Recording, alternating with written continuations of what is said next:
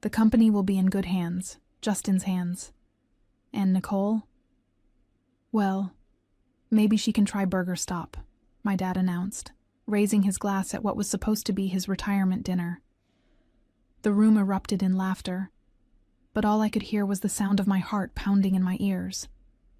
I sat there, stunned, my face burning with humiliation as everyone at the table, colleagues, family friends, business partners, laughed at my expense.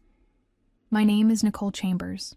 I'm 30 years old, and for the past 10 years, I've been the backbone of Chambers Distribution Company in Portland, Oregon. While my brother Justin was out partying and burning through Dad's money on failed startups, I was the one pulling all-nighters, managing our biggest accounts, and keeping our operations running smoothly. I was the one who negotiated the deal that saved us from bankruptcy 3 years ago. I was the one who modernized our systems and increased our profits by 40%. But apparently, none of that mattered, because I wasn't born with the right anatomy. She'd probably ruin that too, Justin added with a smug grin, taking another sip of his expensive wine. More laughter filled the private dining room of the Grand Hotel. I watched as my father beamed with pride at his son's wit, the same son who had crashed 2 startups in the past 5 years and had only shown up to the office maybe 20 times in the last year. The betrayal cut deeper than any physical wound could have. This wasn't just a joke. This was my father publicly declaring that 10 years of dedication, loyalty, and results meant nothing. That I meant nothing. I forced a smile and nodded, playing the part of the dutiful daughter who knew her place. But inside, something was shifting. A cold, calculated anger was taking root. As I looked around the table at the faces of people I'd worked with for years, people who were now laughing at the idea of my professional incompetence, I realized something crucial. They had no idea what was coming. None of them knew about the meetings I'd been having for the past 6 months, the quiet conversations with minority shareholders, the careful documentation of every transaction. They thought they were witnessing my humiliation, but what they were actually seeing was the beginning of their downfall. I picked up my wine glass and took a slow sip, meeting my father's eyes across the table. "You're absolutely right, Dad," I said softly, my voice steady despite the storm raging inside me. "The company does need to be in good hands." The smile on his face faltered slightly at something in my tone, but he quickly recovered, raising his glass higher, as if my agreement validated his decision. Little did he know, I had already made sure the company would indeed be in very good hands. Mine. Growing up as Robert Chambers' daughter meant growing up in the shadow of expectations I could never meet. From the time I was old enough to understand, it was clear that Justin was the golden child, the heir apparent to the family business. He was 3 years older than me, and our father treated him like a prince from day one. When Justin showed interest in baseball, Dad bought him the best equipment money could buy. When Justin struggled in math, Dad hired the best tutors. When Justin wanted to start a business right out of college, Dad handed him a trust fund worth $200,000. Me? I had to fight for every opportunity. When I graduated summa cum laude from Oregon State with a degree in business administration, Dad said it was nice, but that the real world would be different. When I asked to join the company, he made me start in the mailroom. When I proved myself there and asked to move up, he said I needed to earn my stripes in customer service. It took me 3 years to work my way up to a position that Justin probably could have walked into on day one, but I persevered because I genuinely loved the business. Chambers Distribution Company wasn't just a job to me. It was legacy, tradition, something worth preserving and growing. We specialized in medical supply distribution across the Pacific Northwest, and I believed in the importance of what we did. When hospitals needed critical supplies, we were the ones who made sure they got them on time. It mattered. Justin, on the other hand, saw the company as his personal piggy bank. After college, instead of joining the family business like everyone expected, he announced he was an entrepreneur and started his first company, a social media platform for pet owners that burned through his trust fund in 18 months. Dad just laughed it off as learning experiences and funded his next venture, a food delivery app that lasted even less time. Meanwhile, I was working 60-hour weeks, building relationships with suppliers, streamlining our logistics, and actually growing the business. When our biggest client threatened to leave due to delivery issues, I personally drove to Seattle at midnight to solve the problem. When we were facing a cash flow crisis, I was the one who restructured our payment terms and negotiated extended credit with our suppliers. When our outdated computer system was causing inventory nightmares, I researched and implemented a new platform that saved us hundreds of thousands of dollars. But no matter what I accomplished, Dad always found ways to diminish it. Nicole did well on the Peterson account, he'd tell people. But of course, Peterson's always been easy to work with. Or, Nicole's computer thing is working out okay, but we'll see how it handles real pressure. There was always a qualifier, always a way to make my successes seem smaller. Still, I held on to hope that eventually, merit would win out. That eventually Dad would see that I was the one keeping his company alive and thriving. Tonight's announcement shattered that illusion completely. The realization that I would never be enough, no matter what I accomplished, hit me like a physical blow 6 months ago during a board meeting.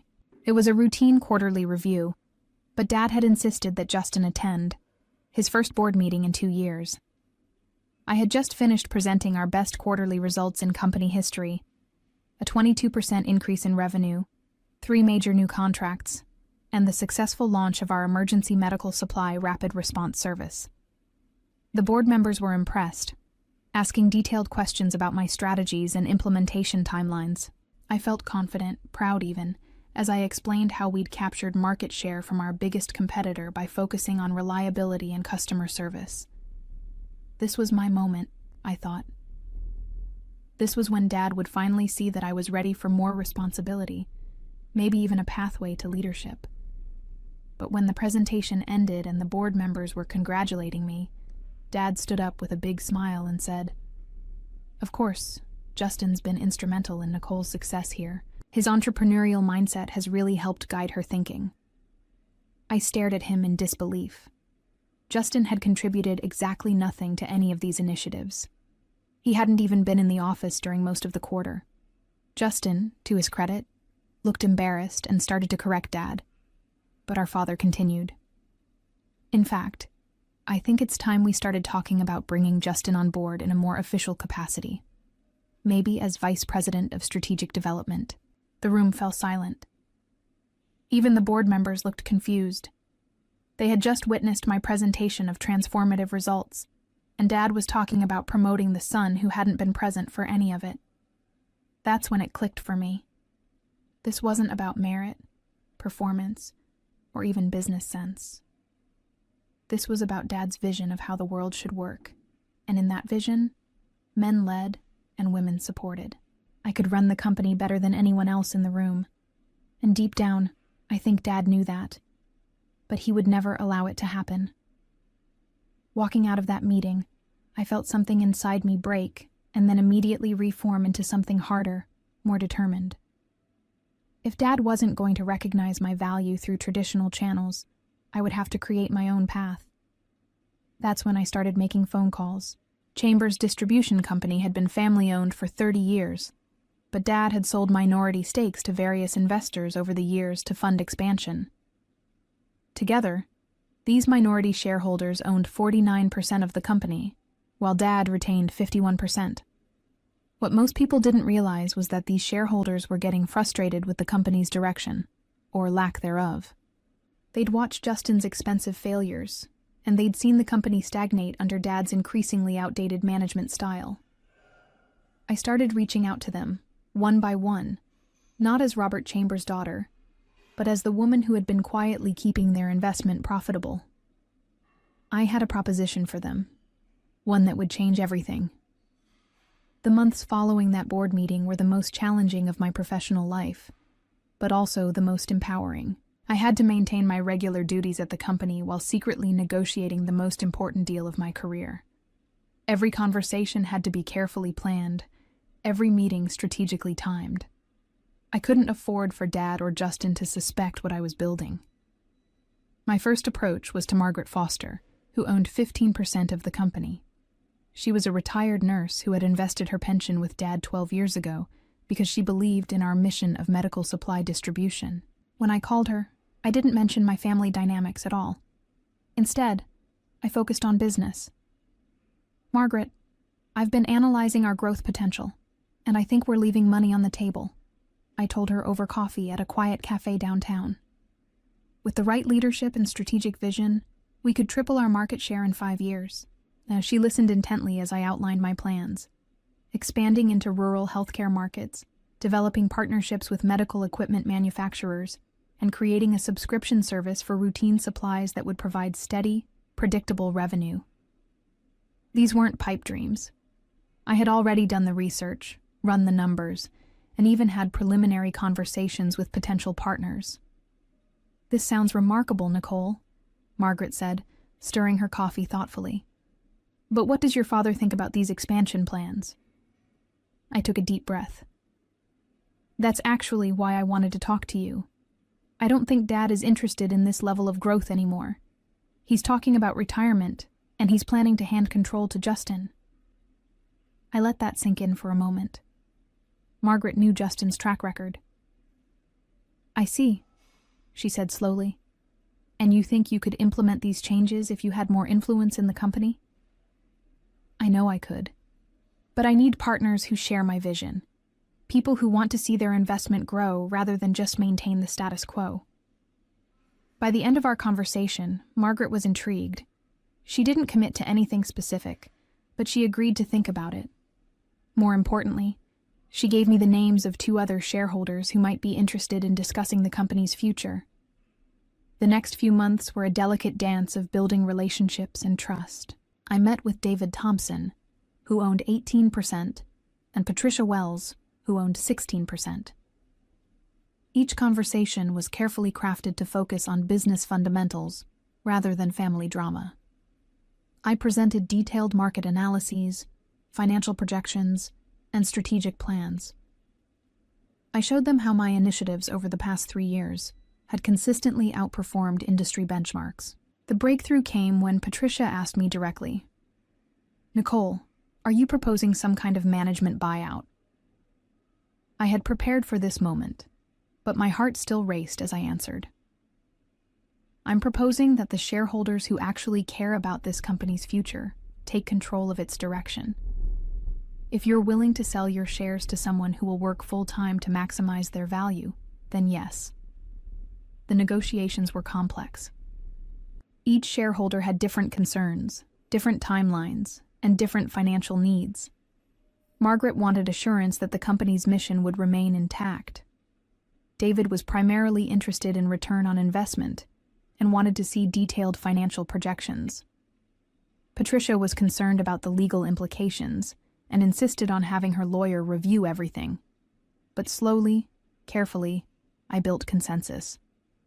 I offered fair market value for their shares, actually slightly above current market value, funded through a combination of my savings, a business loan, and seller financing arrangements. More importantly, I demonstrated that I had a clear vision for growth and the track record to execute it. The legal paperwork was handled by Thomas Mitchell, a corporate attorney I had worked with on supplier contracts. He understood the importance of discretion and helped structure the deals to close simultaneously, preventing any single transaction from triggering disclosure requirements that might alert Dad to what was happening. By the time I sat down at that retirement dinner, I held 51% of Chambers' distribution company. I was the majority owner of the business I had been building for 10 years. The irony of Dad's retirement dinner wasn't lost on me. He had chosen the Grand Hotel's private dining room, specifically to make a statement. This was an important occasion, worthy of ceremony and witnesses. He wanted everyone to see him passing the torch to his chosen successor. What he didn't realize was that he was providing me with the perfect stage for my own announcement. As I sat there listening to him toast Justin's future leadership, I watched the faces around the table. There was Margaret Foster, who had arrived as my guest. Dad assumed she was there because of her long business relationship with the company, not knowing she was now my business partner. David Thompson was nodding politely, but I caught his eye briefly and saw the hint of a smile. Patricia Wells maintained her poker face perfectly, occasionally glancing at her phone where she had the signed transfer documents saved. The guest list read like a who's who of Portland's business community. Frank Harrison from Pacific Medical Group, our largest client. Jennifer Walsh from the Chamber of Commerce. Several vendors, competitors, and industry colleagues. Dad had wanted witnesses to Justin's coronation, and he was about to get them. Just not the way he intended. You know, Dad continued, his voice carrying across the room with the confidence of a man who believed he controlled everything. Building a business isn't just about hard work. It's about vision, leadership, and the ability to make tough decisions. That's why I know Justin will take this company to new heights. Justin, for his part, was eating up the attention. He stood and raised his own glass, playing the part of the humble heir apparent. "I'm honored by Dad's confidence," he said, his voice slightly slurred from the pre-dinner drinks. "I have big plans for Chambers distribution. We're going to disrupt the industry, bring some real innovation to this old-school business." I almost laughed at that. Justin's idea of innovation was usually whatever he'd read about in the latest business magazine. But the room applauded politely, and Dad beamed with pride. The speeches continued for another 20 minutes. Dad talked about the company's history, its values, its bright future under Justin's leadership. Justin outlined his vision for modernizing operations, though his ideas were vague and clearly hadn't been thought through. Various guests offered congratulations and well wishes. Through it all, I remained calm and composed, occasionally nodding or smiling at appropriate moments. Inside, though, I was calculating timing. I needed to let Dad finish his presentation completely before I made my move. This wasn't just about business.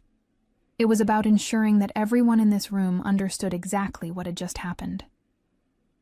When Dad finally sat down, clearly satisfied with his performance, I quietly signaled to Thomas Mitchell, who was seated near the back of the room. He stood and cleared his throat loudly enough to get everyone's attention. "Excuse me," Thomas said, his voice carrying the authority that comes with 30 years of corporate law practice. "I'm sorry to interrupt, but there's actually a business matter that needs to be addressed this evening." The room fell silent. Dad looked confused and slightly annoyed at the interruption to his celebration. Justin's smile faded as he sensed something was off. "I represent several shareholders of Chambers Distribution Company," Thomas continued, pulling out a folder of documents. "As of 3 p.m. today, there has been a change in ownership structure that affects the company's leadership transition." I watched Dad's face as the implications began to dawn on him. His confusion was transforming into something closer to alarm as he realized that whatever was happening, he hadn't authorized it. The silence in the room was deafening as Thomas Mitchell opened his folder and adjusted his reading glasses. Every eye was on him, but I felt the weight of the moment settling around me like a mantle. This was it. The culmination of 6 months of careful planning, strategic thinking, and quiet determination. "As of this afternoon," Thomas announced, his voice steady and professional, "Miss Nicole Chambers has acquired controlling interest in Chambers Distribution Company through the purchase of minority shareholder stakes. She now owns 51% of the company, and, as majority shareholder, has the authority to make executive decisions regarding company leadership." The reaction was immediate and visceral. Dad's wine glass slipped from his hand, shattering against his plate with a sharp crash that seemed to echo in the stunned silence. His face went completely white, then flushed red as the blood rushed back. Justin's mouth actually fell open, and he stared at me as if I had just announced I was an alien from another planet. "That's impossible," Dad stammered, his voice barely above a whisper. "Those shares, I would have had to approve any transfers." "Actually, no, sir," Thomas replied calmly. "The minority shareholders have always had the right to sell their stakes to qualified buyers. Miss Chambers negotiated directly with each shareholder, Margaret Foster, David Thompson, and Patricia Wells, and purchased their combined 49% stake.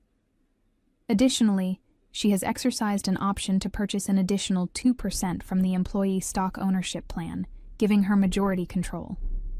I finally stood up, feeling calmer than I had in months. All those sleepless nights, all those carefully worded conversations, all those legal documents and financial arrangements had led to this moment. "Thank you, Thomas," I said, my voice clear and steady. "I'd like to address everyone here tonight." The room was still frozen in shock. Frank Harrison was leaning forward in his chair, clearly trying to process what this meant for his contracts with us. Jennifer Walsh had her phone out, probably already composing messages to her contacts. Dad was staring at me with an expression I had never seen before. A mixture of betrayal, disbelief, and something that might have been respect. "For the past 10 years, I began, looking around the table at each face, I have dedicated myself to building this company. Not just working for it, but actually building it into something stronger, more efficient, and more profitable than it has ever been. I've done this because I believe in what we do, and I believe in our mission of supporting healthcare providers across the Pacific Northwest." Justin tried to interrupt. "Nicole, what are you... This is crazy. You can't just..." I held up my hand, and to my surprise, he actually stopped talking. There was something in my expression, perhaps, that made him realize this wasn't a joke or a stunt. Tonight was supposed to be about transition and succession. I continued. "Dad, you talked about the importance of vision, leadership, and making tough decisions. I agree completely. That's exactly why I've spent the last 6 months ensuring that this company's future is secure." I turned to look directly at my father, this man who had shaped my entire life through his expectations and disappointments. "You said the company needs to be in good hands. You're absolutely right. As of today, it is." The room erupted. Dad was sputtering something about lawyers and challenges. Justin was demanding to know how I had gotten the money. Several guests were talking at once, their voices overlapping in a chaos of confusion and excitement. But I remained standing calmly at my place, watching it all unfold. I had planned for this moment, and now it was time to see it through to the end. The chaos at the table continued for several minutes before I raised my voice loud enough to cut through the noise. "If I could have everyone's attention, please, there are a few more things that need to be addressed tonight." Gradually, the room quieted down, though Dad continued to mutter under his breath about ungrateful children and legal challenges. Justin was frantically texting someone, probably his lawyer, though I doubted there was anything he could do at this point. "First," I said, looking directly at Dad, "I want to formally accept your resignation from Chambers Distribution Company, effective immediately. Thomas has prepared the necessary paperwork to make this transition official." Dad's face turned an even deeper shade of red. "I didn't resign. This is some kind of corporate coup." "Actually," Thomas interjected smoothly, "Mr. Chambers announced his retirement quite clearly this evening, in front of multiple witnesses. Miss Chambers, as majority owner, is simply accepting that resignation and implementing immediate succession planning." The legal maneuvering was beautiful in its simplicity. Dad had announced his retirement publicly, in front of a room full of witnesses. While he might have intended it to be ceremonial, with the actual transition happening later, I was holding him to his words. He had stepped down. I was stepping up. "Second," I continued, "I want to thank everyone here tonight for your support of Chambers Distribution Company over the years. I look forward to continuing our business relationships and building even stronger partnerships going forward." Frank Harrison was the first to recover from his shock. He stood and raised his glass with a slight smile. "Well, this certainly wasn't what I expected tonight, but congratulations, Nicole. The company has been in excellent hands with your involvement, and I'm confident it will continue to thrive." That seemed to break the spell for the rest of the room. Several other guests began offering congratulations. Some clearly hedged their bets by immediately shifting their allegiance to the new power structure. Margaret Foster was beaming with pride, and David Thompson actually winked at me. But not everyone was ready to accept the new reality. Justin finally found his voice, and when he did, his response was exactly what I had expected. "This is insane," he shouted, standing up so quickly his chair fell backward. You can't just steal the family business. Dad, we have to fight this. We have lawyers. We have resources. I looked at my brother. This man who had coasted through life on charm and Dad's checkbook, who had never worked a full week in his life, who had somehow convinced himself that he deserved to inherit what I had built, and felt nothing but pity. Justin, I said quietly, you're welcome to contest this legally. But before you do, you should understand a few things. First, every transaction was completely legal and properly documented. Thomas has been working with some of the best corporate attorneys in the state to ensure everything was done by the book. I paused, letting that sink in.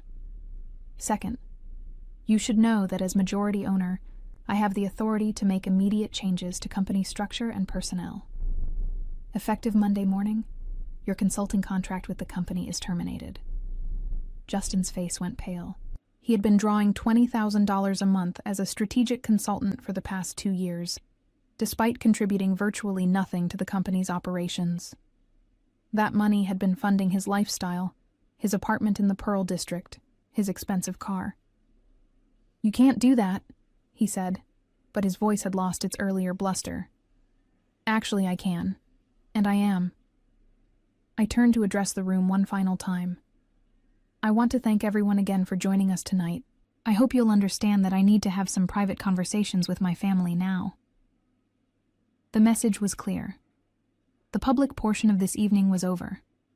The guests began filing out, many stopping to offer their congratulations or express their continued support for the company. Within 10 minutes, the room was empty except for family and Thomas Mitchell. Now came the hard part. In the months that followed, the consequences of that evening rippled through every aspect of our family's life. Dad retreated from the business community entirely, too humiliated to show his face at industry events where everyone knew the story of how his daughter had outmaneuvered him. He sold his house in the West Hills and moved to a small condo in Bend, claiming he wanted a simpler life, but everyone knew he couldn't afford his previous lifestyle without the company income. Justin's attempts to launch a business podcast called Disrupting Dynasty failed spectacularly when he could barely book guests, and his bitter rants about family betrayal alienated what few listeners he attracted. Without his consulting income, he had to move back in with Dad, and last I heard, he was working at a car dealership, trying to charm customers into buying extended warranties. As for me, I sat in my father's old office, now mine, looking out at the Portland skyline and reflecting on the journey that had brought me here. The revenge had been sweet, but more than that, it had been necessary. Sometimes you have to build your own table if no one will give you a seat at theirs, and sometimes you have to take control of your own story instead of letting others write it for you. In the end, I had learned that the most powerful revenge isn't about destroying your enemies. It's about building something so successful that their absence becomes irrelevant.